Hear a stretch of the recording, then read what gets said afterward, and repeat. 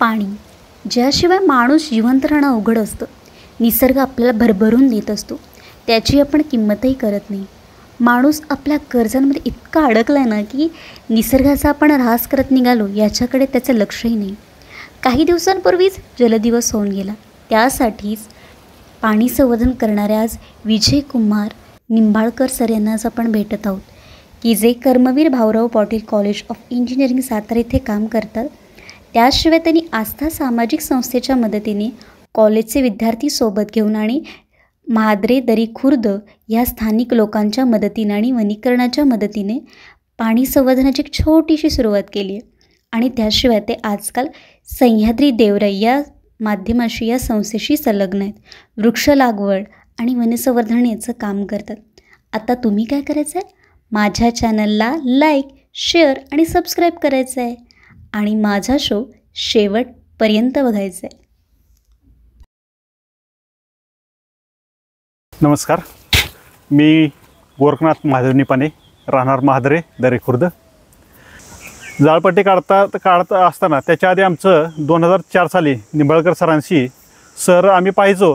दररोज डोंगरामध्ये यायचे, ते थोडेसे चर खांदायचे. पण आम्ही असंच दररोज बघायचो आणि सहज आम्ही एकदा सर्व सरांची गाठ घ्यावीच म्हणून आम्ही सरांची गाठ घ्यायला गेलो. सरांना विचारलं आम्ही, सर तुम्ही हे काय करता? सरांनी आम्ही सांगितलं की हे जे समतलक सर काढतोय हे पावसाळ्यात पाणी आल्यानंतर पाणी इथं अडेल आणि ते जमिनीत मुरेल. तर सर म्हटले तुम्ही सुद्धा आमच्या संघ यावं असं आमच्या येतात. तर आम्ही सरांना म्हटलं आम्ही येऊ, पण आम्हाला तुम्ही मदत करायला लागेल. तर सरांना सांगितलं की बाबा काय ना, आमच्या शाळेमध्ये इथं थोडेसे तुम्हाला शाळेतील मुलांना ड्रेस किंवा आमच्या शाळेत बसण्यासाठी बेंच नाही आहेत, तर त्यासाठी तुम्ही काय मदत करू शकता का? तर सर म्हटले करू की, करण्याबद्दल आम्हाला काय नाही. तर मग त्याच्या वेळेला सरांनी आम्हाला शाळेसाठी बेंच आणि मुलांना कपडे दिले शाळेची. मग तेव्हापासून आमचं जे सुरू झालं. मग त्याच्यानंतर आम्ही ओढ्यावरती बंधारे बांधणं, त्याच्यानंतर आम्ही श्रमदानातून जो आमचा एक मोठा असा ओढा आहे की, आणि त्या ओढ्यावरती विहीर आहे, गावची पाण्याची विहीर आहे.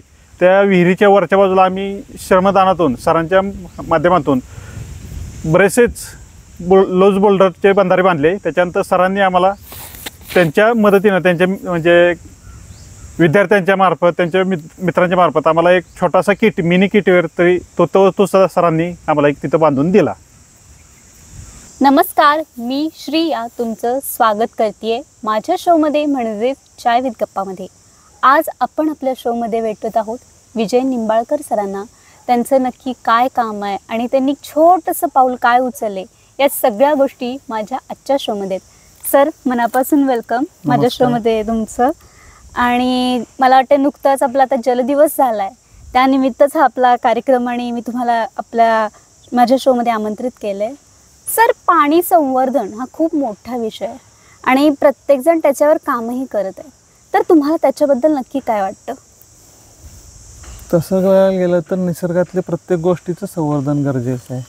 आणि एक विचार केला तर नुसतं पाणी हा विचार करून आपल्याला चालणार नाही. तर पाण्याशी निगडीत ज्या गोष्टी आहेत त्या सगळ्या जर आपण संवर्धित करत गेलो तरच आपण ह्या प्रश्नाला कुठंतरी, मी म्हणणार नाही पूर्णपणे ह्या प्रश्नाचं उत्तर आपल्याला मिळेल, तर ह्या प्रश्नात थोडंफार उत्तर मिळेल आणि आपण ह्या प्रश्नाच्या मुळापाशी जाऊ शकू. तर प्रामुख्यानं कसं आहे की पाणी हे जल, जंगल, जमीन हा प्रकार जो आहे तो पहिल्यापासून म्हणत आलो. तर नुसतं पाणी संवर्धन करणं म्हणजे पाण्याचं फक्त काम करणं असं नाहीये. तर पाण्याच्या अनुषंगिक जे घटक आहेत त्याच्यावर काम करणं आवश्यक आहे. आणि त्या दृष्टीनंच आता तुम्ही इथं ज्या आला आहेत म्हादरे या क्षेत्रात, म्हादरे दरी खुर्द आहे. पूर्वी जे गाव होतं छोटंसं, आता नगरपालिकेत समाविष्ट झालेलं आहे. तर मी 2004 पासून मी काम सुरू केलं. मी कॉलेजवर आहे, इंजिनिअरिंग कॉलेजवर, KBP इंजिनिअरिंग कॉलेजवर आहे. आणि तिथं जी मुलं होती फायनल इयरची त्यांच्या बरोबरीनं काम केलं, सुरू केलं काम. तसं पाण्याच्या संदर्भात काम करायचा असा उद्देश डोक्यात सुद्धा नव्हतं. असं म्हादरेचं जंगल आहे, आपण तिथं जाऊन काही ना काहीतरी काम करूया, थोडंसं मुलांना घेऊन काम करावं म्हणून घेतलं. सुरुवातीला वृक्षारोपण केलं. वृक्षारोपण करताना एक जाणवलं की वृक्षारोपण करतोय आपण, पण ते वृक्षारोपण टिकून राहते का? लावलेलं वृक्षांचं पाण्याचं काय करणार?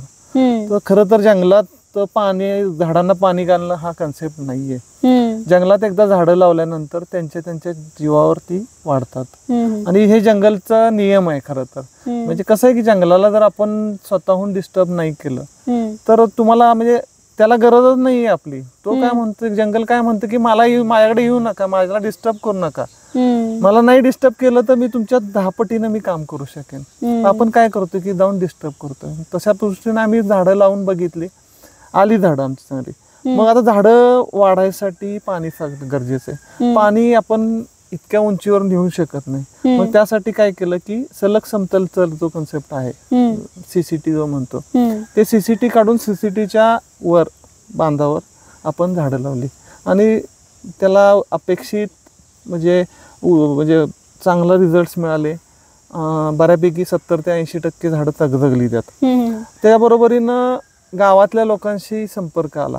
तो सुरुवातीला बाहेरून काम करत होतो. गावातल्या लोकांशी, मुलांशी संपर्क आल्यानंतर गावात शिरायचं कसं, म्हणजे गावात जर जायचं असेल तर आपण शाळेत गेलं पाहिजे. शाळेतनं आम्ही सुरू केलं काम. शाळेत थोडंफार मुलांना गणवेश वाटप वगैरे ह्या गोष्टी सुरू केल्या. आणि तिथून आम्ही गावात शिरकाव केला खरं तर. मग त्यात गावातली ती तरुण मंडळी आहेत, हे प्रामुख्याने निपाण्यांचं गाव आहे. मग त्यात तरुण जे होते त्यात 18, 19, 20 वर्षाची मुलं बऱ्यापैकी होती. आणि त्यांना बरोबर घेऊन, त्यातली पण सगळी 100% येऊ शकत नाहीत. 15-20 मुलांचा ग्रुप मिळाला. कॉलेजची मुलं होती. मग अनुषंगिक कामं करताना नुसतं वृक्षारोपण न करता सलग समतल चरणची कामं केली, वन विभागाच्या बरोबर काम करत. नंतर दुसरं एक महत्त्वाचं काम जाणवलं की आम्हाला अडचण जाणवली की वृक्षतोड आणि वनवा ह्या गोष्टी त्याला आळा घालणं गरजेचं आहे. तर वृक्षतोडीला आम्ही इथं कसं आहे की हा जरी छोटं गाव असेल तरी ह्या गावाच्या नजीक जे शहर आहे ते शहरामधून जी झोपडपट्टी असेल किंवा जे कमी उत्पन्न गटातील लोक आहेत त्यांना दुसरा म्हणजे ह्याच्यासाठी चुलीसाठी वगैरे स्रोत कुठला उत्पन्न, गॅस वगैरे आहे, बरोबर आहे, मान्य करतो मी त्या काळात. म्हणजे पण तरी सुद्धा सोपा, सरळ, स्वस्त उपाय तो आहे. त्यामुळे लाकडाचंच हे येतं. तर त्यात पहिले त्याला पाबंद घालायला प्रयत्न केला. मुलांना बरोबर घेऊन इथं वनसंपदा समिती स्थापन केली. त्यांना बरोबर घेऊन फॉरेस्ट वन विभागाला बरोबर घेऊन ह्या गोष्टी सुरू केल्या. नंतर वनव्या संदर्भात बघितलं तर वनवा लागतो का लावला जातो हे तर महत्वाची गोष्ट आहे. आता पूर्वीसारखा वनवा लागतच नाही, लावला जातो. आपल्या रानात आपल्या बांध पेटवल्यानंतर काही म्हणजे विघ्नसंतोषी लोक असतात ते वनवा लावतात. काही लोक शिकारीच्या उद्देशानं लावत असतील. म्हणजे वेगवेगळे उद्देश, रान साफ व्हावं, त्यातनं मुलाला लाकूड मिळावं, ती गोष्ट असू शकेल. पण हे इथं फार मोठा प्रादुर्भाव वनव्याचा आहे आणि त्या दृष्टीनं पाऊल उचललं. कारण एक गोष्ट आहे की वॉटरशेड किंवा जलसंवर्धन, मृदसंधारण, मृदसंधारण ह्या गोष्टी आहेत ना, यात पहिलं पाऊल खरं तर गेलं तर वॉटरशेड डेव्हलपमेंटमध्ये पहिलं पाऊल हे ग्रासलँड डेव्हलपमेंट असते. म्हणजे तिथलं गवत जे आहे हे खरं तर आपण ज्या गोष्टीवर जगतो, म्हणजे धान्य असतील, सगळे गवताचीच प्रजाती आहेत. तर पहिल्यांदा गवत वाचवलं पाहिजे म्हणलं. आणि महत्वाची गोष्ट म्हणजे वनव्यात गवत भरपूर, म्हणजे सगळं जळून जातं. त्याच्याबरोबरीनं छोट्या वनस्पती जळतात, बाकी पाली, सरडे, कीटक वगैरे सगळं साखळीत आपण तोडत जातो. तर त्यासाठी काम केलं, म्हणजे जाडरेषा काढणं वगैरे, किंवा अचानक लागला वनवा तर बरोबर घेऊन. आणि मला नशिबानं त्या पिरियडमध्ये खरं तर हे चांगले युवकांची एक फळी मिळाली. म्हणजे कॉलेजच्या मुलांची फळी ही, विद्यार्थ्यांची फळी ही मला जी अशी ठरवून दिलेली कामं करायसाठी मिळत होती. म्हणजे बंधारे बांधणं वगैरे किंवा चर काढणं, झाडं लावणं.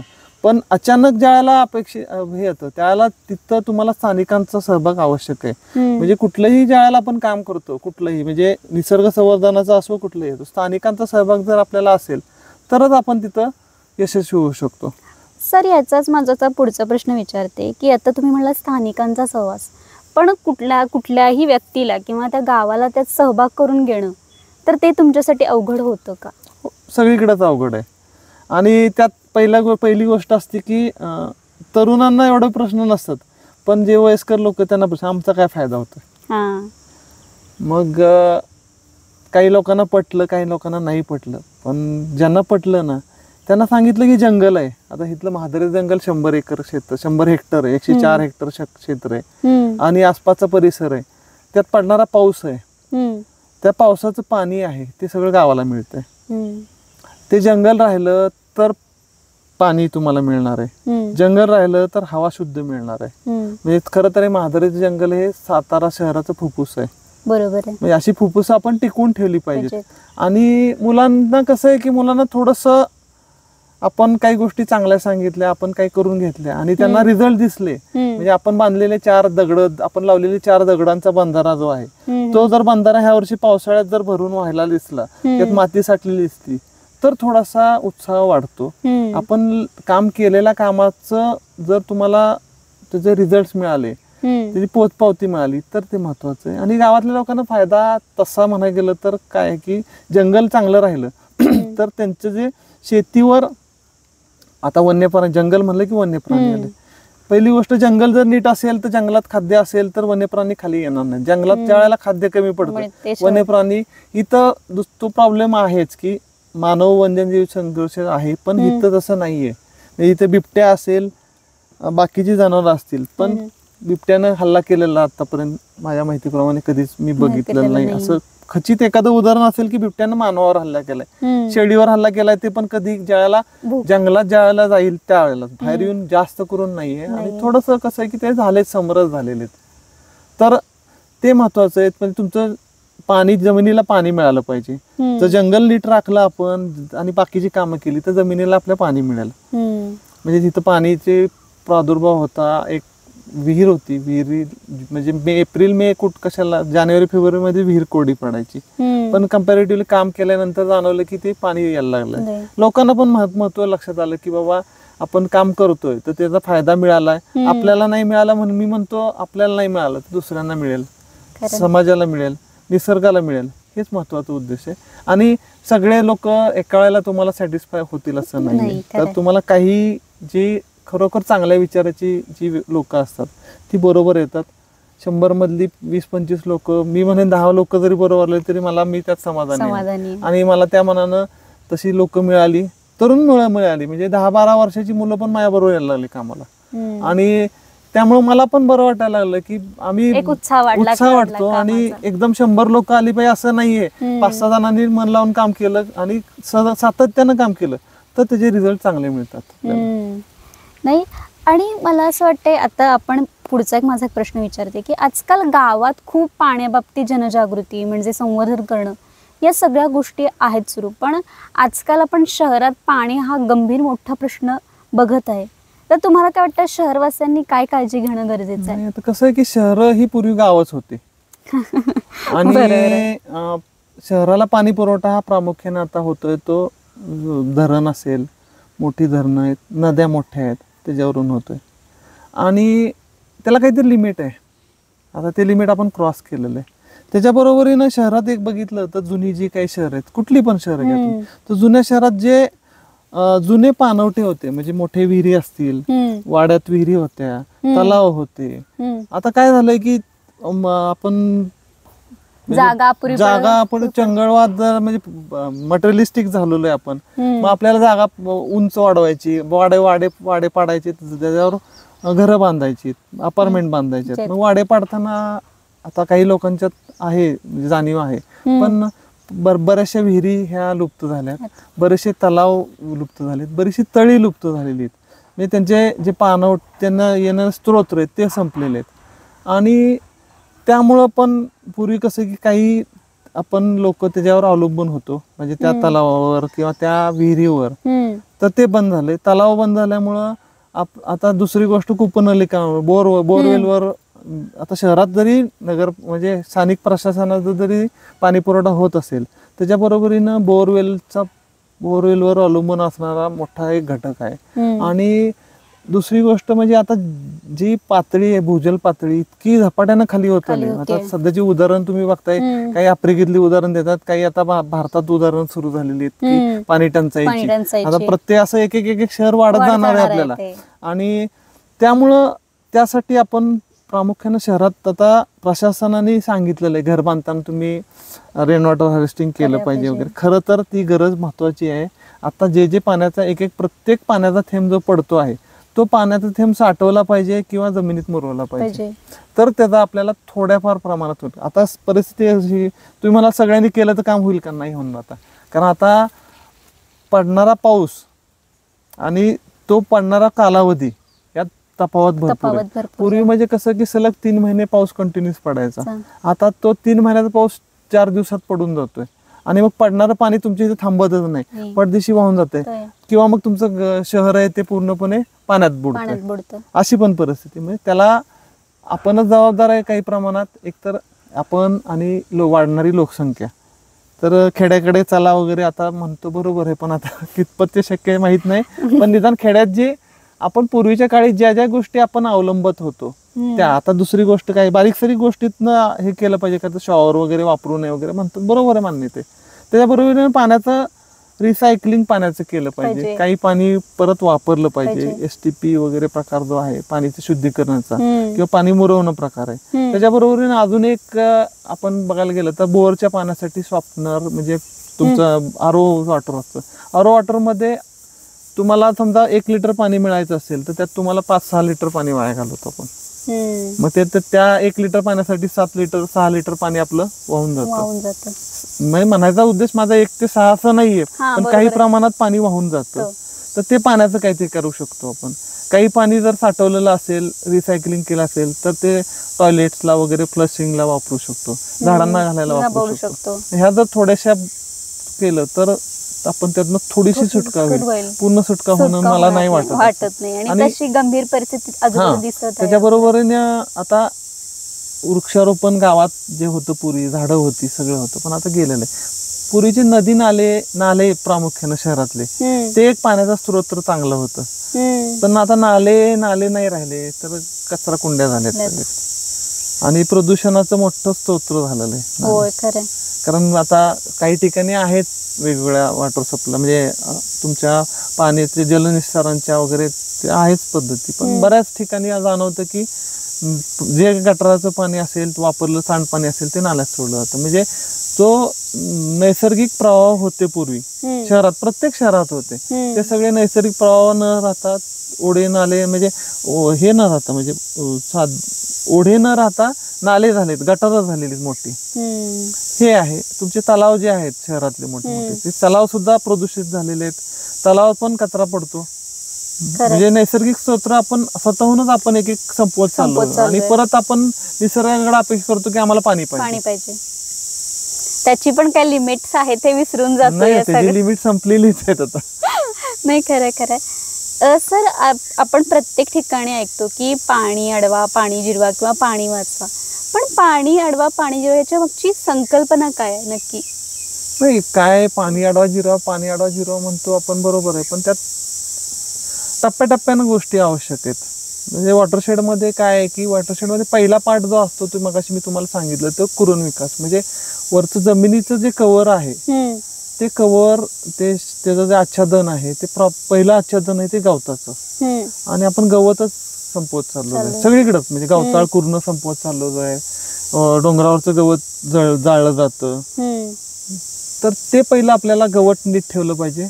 त्याच्याबरोबर जिथून पाणी येतं महत्वाचं, प्रामुख्यानं पाणी येतं ते डोंगर आहेत आपल्या इथं. म्हणजे आपल्या पश्चिम महाराष्ट्रात कुठे जरी गेला तरी डोंगर आहेत, ते डोंगरावरनं पाणी सरळ खाली येतं. ज्या वेळेला डोंगरावर पाऊस म्हणजे पाणी पडेल आणि तिथंच गवतानं, तिथल्या जंगलानं, छोटं जंगल असेल, मोठ्या म्हणजे कसं की प्रत्येक ठिकाणी जंगलं वेगवेगळी आहेत, तर तिथं जी झाडी असेल त्यानं ते अडवलं जायला पाहिजे. त्याच्याबरोबरीनं त्याच जंगलात वेगवेगळे उपचार, म्हणजे त्याच जमिनीवर वेगवेगळे जलसंधारणाचे वेगवेगळे उपचार आहेत, हे टप्प्याटप्प्याने झाले पाहिजे. प्रामुख्यानं मृदू संधारणाचे म्हणजे सॉइल कन्झर्वेशनचे जे उपचार आहेत ते पहिले गली प्लगिंग असेल, छोटे छोटे ओघळ बंद करा, नंतर लूज बोल्डर स्ट्रक्चर असतील, अनगळ दगड बांध असतील ते आहे, गॅबियन स्ट्रक्चर आहेत, ही टप्प्याटप्प्यानं होत. परत सलग समतल चर आहेत काही ठिकाणी, जंगलात नसेल तरी पण बाहेर ठिकाणी सलग समतल चर काढले. तर ह्यानं पहिलं महत्वाची गोष्ट मृदू संधारण होईल. आणि महत्वाची गोष्ट ती आहे की धूप थांबवणे, जमिनीची धूप थांबवणे हे महत्वाचं आहे. आणि त्यानंतर मग ते ज्या वेळेला धूप थांबवत जातं त्यावेळेला ऑटोमॅटिकली तुमचे जलसंधारण होत जातं. मग त्यानंतर मग समजा छोटे, आणि कसं आहे की काम हे एकदम मोठा एक बंधारा बांधण्यापेक्षा छोटे छोटे हे स्टेप बाय स्टेप तुम्ही जर करत गेला टप्प्याटप्प्यानं, म्हणजे अनगळ तुम्ही गली प्लगिंग केलं, म्हणजे ज्या ओघळ आहेत ते बंद केले, त्यानंतर सीसीटी केले, तुम्ही दगडी बांधारे छोटे छोटे अनगळ दगड लूज बोल्डर स्ट्रक्चर जे म्हणतात ते केले, गॅबियन स्ट्रक्चर आहेत ती केली, त्यानंतर तुम्ही मग कॉन्क्रीटची स्ट्रक्चर किंवा बंधारे केटीवेअर असेल किंवा कॉन्क्रीट बंधारे वगैरे ते ठीक आहे, पाझर तलाव आहेत, अशा टप्प्याटप्प्यानं जर करत गेलो तर ते होणार आहे. आणि काय होतं, हे सगळं करतो आपण, पण पोस्ट प्रोजेक्ट मॅनेजमेंट म्हणजे ते काम झाल्यानंतर त्याची देखभाल करणं, हे आपण सातत्य राहणं हे महत्वाचं आहे. जर सातत्य नाही राहिलं तर कितीही चांगलं काम केलं तरी, म्हणजे मोठं घर बांधलं आणि ते जर मेंटेनन्स नाही केला तर ते थोड्या दिवसांनी खंडर शब्दात म्हणतो तसं होतं. तसं सातत्य गरजेचं आहे. ते सातत्य असेल तरच हे कुठंतरी आपण, मी म्हणणार नाही की आम्ही 100% काम करू, निसर्गात आपण तसं करू शकत नाही, निसर्गाच्या पुढे आपण फार छोटे आहोत, तर थोड्याफार प्रमाणात आपण मदत करू शकतो. आणि ह्याचा म्हणजे बघितलं तर मोठी धरणं जी आहेत आता ते धरणं गाळानं भरलेली, मग त्याला कारण काय? मग महत्वाची गोष्ट जे आपण केलं तयार, पण ते त्यात पाणी साठायची आपल्याला वाढायला लागलंय, माती वाढायला लागली, म्हणजे गाळ वाढायला लागलेला आहे. म्हणजे आता सध्या मोठ्या प्रमाणात गाळ काढणं वगैरे प्रकार चालू आहेत, बरोबर आहे, पण त्याच्या बरोबरीनं तो गाळ तिथं न येऊ नये ह्यासाठी आपण उपाययोजना केल्या पाहिजेत. आणि ह्याच उपाययोजनामध्ये छोट्या छोट्या ठिकाणीच जर काम केलं, आता मी म्हादरेमध्ये जवळजवळ 20-21 वर्ष काम करतोय, तरी सुद्धा मला अजून दरवर्षी येऊन काम करावं लागतं. म्हणजे ह्याचा अर्थ काय आहे की तुम्हाला त्या गोष्टीत, कुठल्याही निसर्गाच्या संवर्धनाच्या गोष्टीत सातत्य आवश्यक आहे. नाही, आणि मला असं वाटतं की सुरुवातीला आपण उत्साहानं काम करणं आणि ते शेवटपर्यंत फार अवघड आहे. कारण सुरुवातीला 1-2 इव्हेंट म्हणतो आपण, आता सध्या आपल्याकडे इव्हेंट चालू आहेत सगळीकडे, तर आपण त्या दृष्टीनं आपण फार चांगल्या मूड मध्ये काम करत असतो. आणि वर्षभर काम होतं, पुढच्या वर्षी जाऊन बघत नाही आपण त्या बंधाऱ्याकडे काय झालं, तसं नाही पाहिजे. आणि पिढीच्या पिढी ते काम करत राहते. आता माझा अनुभव असा आहे, माझ्या बरोबर जी काम करणारी जी मुलं होती, आता ती नोकरी धंदा, त्यांना पण त्यांची पण लग्न झालीत, त्यांना पण मुलं आहेत. म्हणजे माझ्या कॉलेजमधली जी म्हणजे माझ्या बरोबर डिपार्टमेंटची आमच्या मुलं होती, ती सुद्धा सेटल झालीत, म्हणजे अगदी फार दुबई पर्यंत गेलेली आहेत, मोठ्या शहरात झालेली आहेत. पण त्याच्याबरोबर एक कुठंतरी दुवा आपण ठेवणं गरजेचं आहे की बाबा ती गेली तरी पण कुठं ना कुठं तरी जोडलं गेलं पाहिजे, पुढची पिढी जोडली गेली पाहिजे. आणि थोडं अवघड आहे खरं तर, कारण कसं कन्सिस्टन्सी राखणं फार अवघड आहे. सातत्य नाही, बरोबर आहे. आणि मला असं वाटतं की आजकालच्या नवीन पिढीचे त्यांचे चॅलेंजेस वेगळे आहेत, त्यामुळे ते त्यांच्यातही त्या प्रकारात अडकलेले नाही. आता असं म्हणतो, पण आता मला तसा नाही. म्हणजे मी 2004 मी एका पिढी बरोबर काम केलंय, आता 2024 बरोबर मी माझ्याच कॉलेजमधल्या विद्यार्थ्यांच्या बरोबर काम करतोय. आपण कमी पडतो कुठंतरी त्यांना पटवून द्यायला. महत्वाची गोष्ट, आपण त्यांना दोष देण्यात अर्थ नाहीये, म्हणजे तरुण पिढीला वगैरे दोष देणं, आपण कुठंतरी कमी पडतोय. भले काही का असे ना, पण मुलांच्यात आहे ती जाणीव आहे की निसर्गाची, म्हणजे निसर्ग नाही, सामाजिक भान आहे मुलांच्यात, पण आपण त्यांना पटवून दिलं पाहिजे की आपण मार्ग दाखवणं गरजेचं आहे. बाबा मुलांना पाहिजे असतं ना काम करायला. ऍक्च्युली कसं आहे की काम म्हणजे एन्जॉयमेंट जर पटली त्यांना, म्हणजे तुमच्या त्यात आनंद मिळू शकतो हे जर त्यांना लक्षात आलं तर करतात. आणि आपण योग करतो किंवा आपण माझ्या माहिती विपश्यना करतो, सगळ्या गोष्टी करतो, ही एक प्रकारची निसर्गाचं काम करणे, निसर्गात तुम्ही काम करणे, निसर्गाच्या सानिध्यात राहणे, ही पण मोठी योग आहे म्हणा, माझ्या दृष्टीने म्हणतोय मी. नाही, खरं, बरोबर. आणि विपश्यना असू शकेल, किंवा तुम्ही श्रद्धेनं म्हणतो की ह्यातनं काम केल्यानंतर आनंद मिळतो ना, तो कुठंच मिळत नाही. किंवा आपण केलेलं काम आणि थोड्या दिवसांनी पुढच्या पावसाळ्यात येऊन बघितलं, पाणी साठलेलं बघितलं, तर जो आनंद आहे ना, तो कुठेही मिळत नाही तुम्हाला. आणि त्यामुळे जर त्यांना जर तो आनंद मिळायला लागला ना, तर ते पण आपल्याला जुळतात. भले कमी जुळतील पण ठीक आहे, म्हणजे काही ना काही न होण्यापेक्षा थोडंफार काम चालू असणं गरजेचं नाही. खारीनच आपल्याला मोठं सगळं हे होणार आहे, आपलं एवढं काम होणार आहे आपलं. सर, ह्याच्यातनं तर वेगळं आणि एकदम हटके प्रश्न विचारते तुम्हाला की आज विजय सरांना स्वतःबद्दल काय सांगायला आवडेल? अवघड प्रश्न आहे. काय नाही, मी ह्या टोटल ज्या सिस्टीमचा पार्ट आहे. आता तसं जर मला ह्यात मला ह्या परिसरामुळं आवडली, म्हणजे परिसरामुळं. आणि मला एकच सांगायला बरं वाटेल की मी माझ्याबरोबर काम करताना भले काही मुलांना फायदा म्हणजे वेगळ्या प्रकारे म्हणजे काय म्हणतो त्याला आपण की भौतिकदृष्ट्या फायदा नसेल झाला, पण जे आत्मिक सुख मिळालेलं आहे, म्हणजे मी काहीतरी काम केलं आणि तो चांगल्या मार्गाला मी वेगळ्या मार्गाला लागण्यापेक्षा मी ह्या कामात जुळलो आणि ह्याच्यातनं मला काहीतरी समाधान मिळालं आणि मी कुठंतरी समाजाचा म्हणजे समाजाचा ऋणी होतो आणि त्यातनं थोडंफार उतराई व्हायला जमलं. खरं तर मी काय करतोय ते मी समाजासाठी करत नाही, माझ्या समाधानासाठी करतोय. आणि जोपर्यंत तुम्ही एक लक्षात घेतलं पाहिजे की जोपर्यंत तुमच्या समाधानासाठी गोष्ट चालू असते ना तोपर्यंत ते चांगलं असतं. ज्यावेळेला तुम्हाला त्यातनं पुरस्कार पाहिजे, मला हे पाहिजे, मला लोकांनी ओळखलं पाहिजे, अपेक्षा वाढल्या, अपेक्षा झाल्या की सुरू मग संपतं काम. ते मग काम नाही राहते तर व्यवसाय होतो आपला.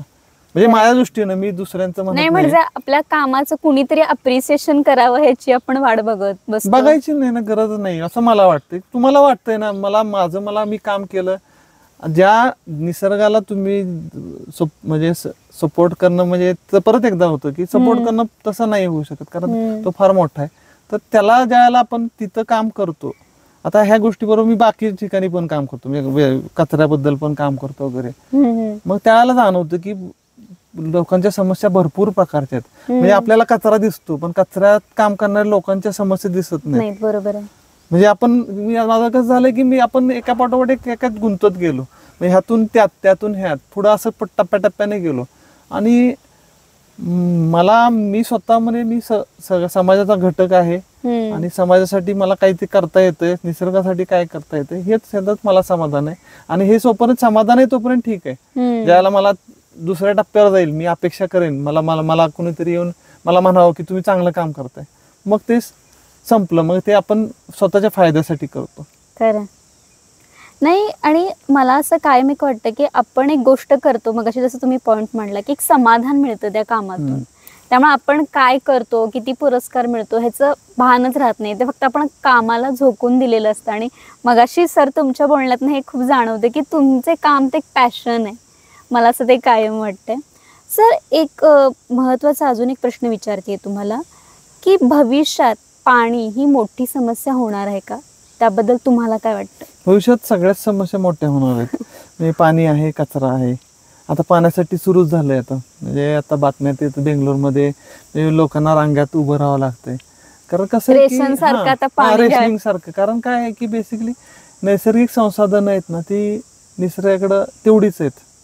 आपली लोकसंख्येचा जो मोठा विस्फोट, लोकसंख्या जी वाढते आणि वाढतं शहरीकरण, ह्या गोष्टी आहेत. आणि आपलं जे राहणीमान आहे ते उंचावलंय म्हणजे वेगळ्या पद्धतीने उंचावलंय. म्हणजे आपण राहणीमान उंचावलं म्हणतो पण राहणीमान उंचावलं नाही तर ते आपण मोठ्या दरीत चाललेलो आहे, मोठ्या खाईत चाललेलो आहे.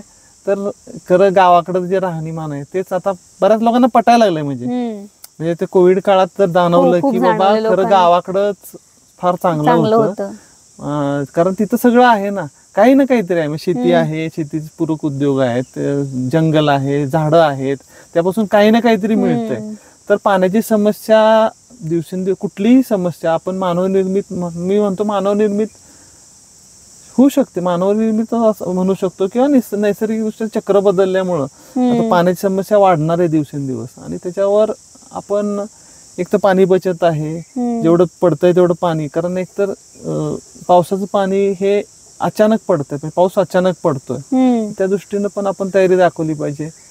त्याबरोबरीने आता आपली धरणं जी आहेत ती धरणांची पण क्षमता आता थोड्या दिवसांनी म्हणजे हळूहळू प्रत्येक गोष्टीची क्षमता संपत जाते. कारण त्या गोष्टीनं विचार करणं आवश्यक आहे. पण पाण्याची समस्या, त्याबरोबर कचऱ्याची समस्या, हवामानाची समस्या ही वाढतच जाणार आहे. आणि आपल्याला जे आपण आता कसं आहे की आपण हे थांबवू शकत नाही, म्हणजे आपण त्याच्यात निराकरण करू शकत नाही. तर निदान जो होणारा जो नुकसान आहे मोठं, त्याला आपण काही प्रमाणात थांबवू शकतो, थोड्या प्रमाणात. आपण पूर्णपणे त्यातनं निराकरण होईल असं सांगू शकत नाही. फार अवघड आहे ती परिस्थिती. मग वेगळी टेक्नॉलॉजी काढली पाहिजे पाण्यासंदर्भात वगैरे. नाही, शेवटी मला असं वाटतं जर जसं आपण म्हटलं नवीन टेक्नॉलॉजी जरी काढली, म्हणजे आजकाल खूप सुरू आहे की समुद्राचं पाणी गोड करण्याची पण ती प्रक्रिया सुरू आहे, पण जी शेवटी निसर्ग निर्मित असते ते सुख वेगळंच असतं. निसर्ग निर्मितच पाहिजे, त्यासाठी निसर्गच आपला पाहिजे. आणि निसर्ग म्हणजे पाण्यासाठी निसर्ग जपणं आवश्यक आहे, सगळ्या गोष्टीसाठी निसर्ग जपणं आवश्यक आहे. म्हणजे पाण्यासाठी जंगलं राखली पाहिजेत, आपलं गवत राखलं पाहिजे, परत पाणी अडवलं पाहिजे, जिरवलं पाहिजे. त्याच्याबरोबरीनं कचऱ्याची समस्या पण महत्त्वाची आहे, कारण कचरा हा प्रामुख्यानं बऱ्याचशा प्रमाणात कचरा हा नैसर्गिक पाण्याच्या स्रोत जे आहेत त्यात टाकला जातो. नैसर्गिक स्रोत आहेत ते दूषित होतात कचऱ्यामुळं. म्हणजे जरी आपण म्हणलो की ह्या वेगवेगळ्या समस्या आहेत, म्हणजे जंगल कमी होणं ही वेगळी समस्या आहे, पाणी कमी होणं ही वेगळी समस्या आहे, आणि कचरा ही वेगळी समस्या आहे, असं नाही. हे एकमेकाशी निगडीत समस्या आहेत. आणि त्या सगळ्या आपण आपलं राहणीमान आहे ते बदललं पाहिजे थोडंसं आपण त्या दृष्टीनं, तरच ते थोडंफार आपण त्यातनं थोडा रिलीफ मिळतो म्हणतो ना आपण, थोडासा असं श्वास घेऊ शकतो थोडासा, एवढंच. शेवटी झाकडावं लागणारच आहे, ते आहेच थोडा. सर, आजकाल आपण नवीन एका म्हणजे सह्याद्री देवराई या संस्थेशी काम करतात, तर ते काम कसं आहे? सह्याद्री देवराई प्रामुख्याने मी गेली 5-6 वर्ष 2015-16 आम्ही काम सुरू केलं.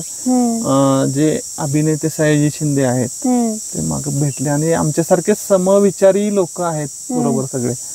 तर वृक्षारोपण, आणि प्रामुख्याने वृक्षारोपण करताना एखादं गाव घ्यायचं, एखाद्या गावात एक मोठ्या प्रमाणात 10-20 एकर 50 एकर जमीन अशी बघायची. त्या जमिनीत जैवविविधता कशी वाढेल, तिथं झाडं कशी वाढतील, म्हणजे सामायिक गायरान असेल, अशी मोठी जमीन असेल तर तिथं काम करायचं, तिथं वृक्षारोपण करायचं, वृक्षारोपण संवर्धन करायचं. आणि मी इथं सांगितलं, इथं जसं फुफ्फुस करतोय आपण महादरेत जसं फुफ्फुस आहे, तशी प्रत्येक गावात एक फुफ्फुस तयार झालं पाहिजे, आणि फुफ्फुसमध्ये त्यात जैवविविधता वाढली पाहिजे. मग त्या फुफ्फुसात हवा मिळेल लोकांना, त्याबरोबर तिथल्या प्राण्यांना, वन्य प्राण्यांना तिथं आसरा मिळेल, वन्य प्राण्यांच्या बरोबर तिथं मधमाशा असतील, कीटक वेगवेगळे सगळे कीटक असतील, फुलपाखर असतील, सगळ्या कीटकांना तिथं त्यांचं निवासस्थान चांगलं होईल, आणि त्या गावाला ते एक चांगलं फुफ्फुस म्हणा किंवा जैवविविधता उद्यान डेव्हलप होईल. आणि त्याचा फरक कधी पण म्हणा तुम्ही, कारण शेती जर असेल, शेतीला परागीभवन आवश्यक आहे, त्यासाठी मधमाशांची गरज आहे. मधमाशांना कशाची गरज आहे? तुमच्या जंगलाची गरज. तसं जंगल तयार होईल लोकांना पण. आणि कसं आहे की आता लोकांना माहितीच, झाडांची पण माहिती नाही. सयाजी सरांचं म्हणणं असतं की तुम्हाला झाडं ओळखता आली पाहिजेत. पूर्वीच्या काळी लोकांना झाडं ओळखायची, आता झाडं ओळखता येत नाहीत. त्यात देशी स्थानिक प्रजाती, दुर्मिळ प्रजातीची झाडं ही गरजेची. अशा प्रकारे जवळ महाराष्ट्रात 40 ते 45 ठिकाणी चालू आहेत. जैवविविधता उद्यानाचं काम सातारमध्ये चालू आहे.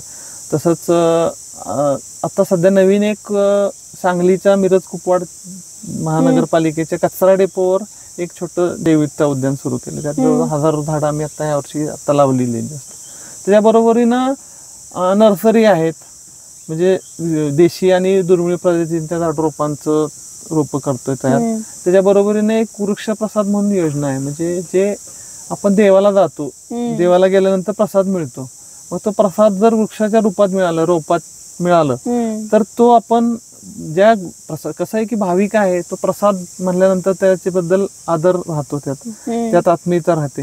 आणि ते झाड घरी येऊन लावलं तर ते माझं प्रसादाचं झाड आहे. तर त्या दृष्टीनं तसं पण योजना चालू आहेत. म्हणजे सिद्धिविनायकला चालू आहे, दगडूशेठ हलवाईला चालू आहे, काही ठिकाणी अजून प्रपोज्ड आहेत.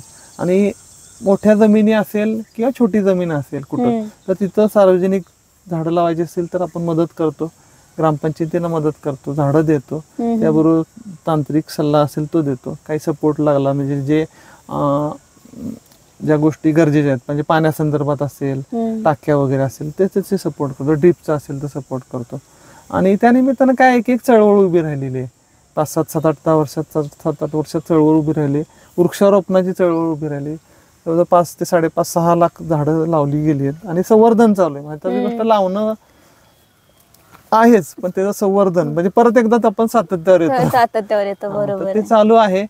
म्हणजे छोट्या रोपाचं झाड होण्याची ती प्रोसेस आहे, ती आहे. म्हणजे मी जे काम केलं, सयाजी सर इथं पण आले होते ज्यावेळेला आमची सह्याद्री देवराईची पहिली मीटिंग झाली, ते इथं झालेली. म्हणजे मला आनंद वाटतोय की त्या गावातली, म्हणजे मान तालुक्यात 4 गाव आहेत, त्यांच्या जलयुक्त शिवारची कामं चालू होती, त्यांना सपोर्ट करण्यासाठी तर ती लोक सगळी इथं आली होती.